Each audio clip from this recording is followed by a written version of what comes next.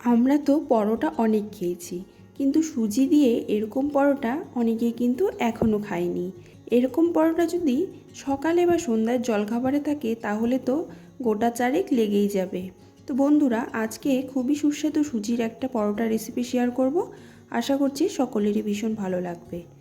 সুজির পরোটা বানানোর জন্য প্রথমে আমি এখানে 1 বাটি পরিমাণ সুজি নিলাম।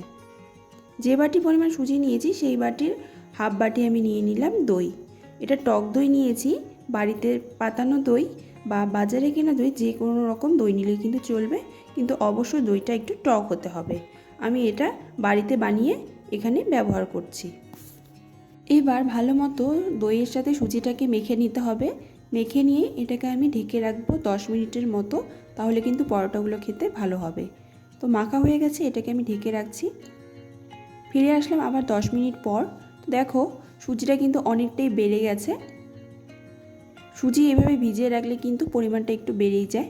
এবার আমি এখানে অল্প অল্প করে উষ্ণ গরম জল দিয়ে এটাকে মেখে নেব। ব্যাটারটা একটু মাঝারি মাপের হবে, খুব বেশি পাতলা আর খুব বেশি গাঢ়ও হবে না। যতটা পরিমাণ জল লাগবে সেই পরিমাণটা বুঝে এখানে জল দিতে হবে। এরপরে বাদবাকি উপকরণ আমি দিয়ে দিচ্ছি। প্রথমেই দিয়ে দিলাম আমি পেঁয়াজ কুচি, লঙ্কা কুচি। এরপর দিয়ে দিচ্ছি আমি টমেটো কুচি আর গাজর কুচি। বিভিন্ন রকম সবজি দিয়ে এই পরোটাটা খেতে কিন্তু বেশ ভালো লাগে। এরপর একটু দিয়ে দিলাম আমি আদা কুচি। তারপর দিয়ে দিচ্ছি স্বাদ মতো লবণ।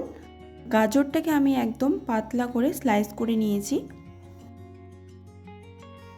আমি চামচ দিয়ে খুব ভালোভাবে এখানে মিক্সড করে নিচ্ছি। এখানে আমার আরেকটু জলের প্রয়োজন হবে, তো একটু একটু করে জল দিয়ে আমি এখানে ব্যাটারটাকে তৈরি করছি। ব্যাটারটা প্রায় আমার তৈরি হয়ে গেছে। এবার আমি এখানে একটা হাতায় একটু গরম তেল করে নিয়ে তার মধ্যে কিছু সর্ষে ভালোভাবে ফুটিয়ে নিয়ে এখানে দিয়ে দিচ্ছি।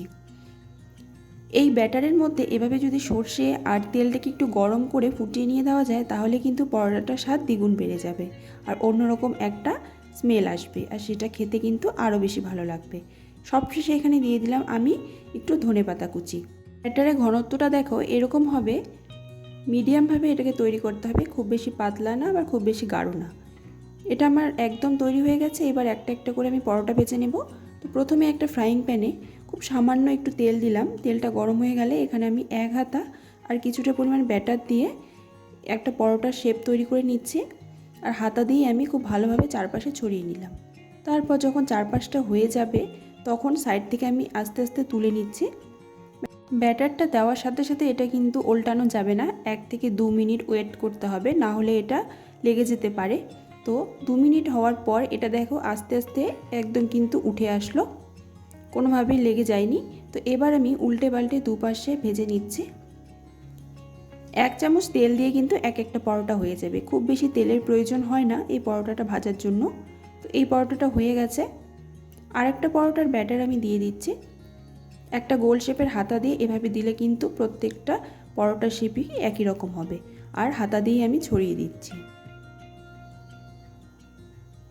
এই পরোটাটা খেতে খুবই সুস্বাদু হয়, যেহেতু এখানে দইয়ের ব্যবহার করা হয়, একটু টকটক হয় খেতে, কিন্তু খেতে ভীষণই ভালো লাগে। তোমরা চাইলে এই পরোটাটা যে কোনো চাটনির সাথেও খেতে পারো। এভাবে উল্টে পাল্টে ভেজে নিচ্ছি আমি এই পরোটাটা। এটাও হয়ে গেছে। সবগুলো পরোটা একই পদ্ধতিতে আমি ভেজে নিয়েছি, দেখতেও কিন্তু ভীষণ ভালো লাগছে। চটজলদি কিছু বানানোর মতো হলে সুজি দিয়ে এরকম পরোটা বানিয়ে নেওয়া যেতে পারে। এখানে তোমরা আরও কিছু সবজি অ্যাড করতে পারো, যে কোনো রকম সবজি দিয়েই কিন্তু এই পরোটাটা খেতে বেশ ভালো লাগবে। পরোটাটা ভেতরটা দেখো কতটা সফট হয়েছে, আর একদম কিন্তু এই পরোটাটা নরম হয়। প্রত্যেকটা পরোটাই হয়েছে একই রকম, খেতেও হয়েছে একই রকম। বন্ধুরা, রেসিপিটা ভালো লাগলে অবশ্যই বাড়িতে ট্রাই করে দেখতে পারো। সুজির একটা নতুন রেসিপি শেয়ার করলাম, আশা করছি ভীষণ ভালো লাগবে। এটা জলখাবারের সাথে সাথে বাচ্চাদের স্কুলের টিফিনেও কিন্তু বানিয়ে দেওয়া যায়। আজকের রেসিপিটা বন্ধুরা কেমন লাগলো অবশ্যই জানিও।